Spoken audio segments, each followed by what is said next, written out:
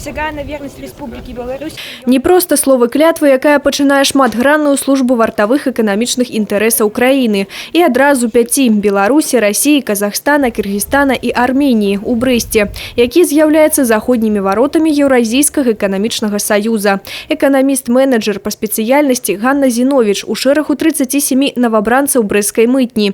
За 2 месяцы паспела ознайомиться с профессией инспектора у республиканском пункте мытного оформления Козловичи. Я заканчивала Полесский университет. Изначально хотела быть таможенником, и когда уже поступило предложение идти на таможню, я воспользовалась шансом, подготовила все документы, прошла медосмотры, различные собеседования. Сейчас я чувствую на себе большую ответственность, и я надеюсь, что в дальнейшем я буду хорошо исполнять свои обязанности, служить. У дзень супрацоўнікі мытні оформляют тысячи громадян, грузовых и пассажирских чыгуначных вагонаў, аўтапаяздоў, легковых автомобиляў.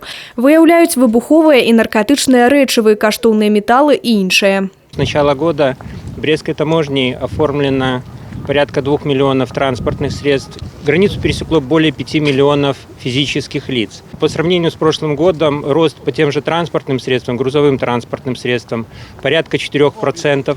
Сёлета республиканскі пункт мытнага афармлення Козловичы пачаў працаваць по прынцыпе «одно окно, одно спыненне транспарту». Такім чынам мытнікі ўзялі на сябе абавязкі яшчэ і пагранічнікаў.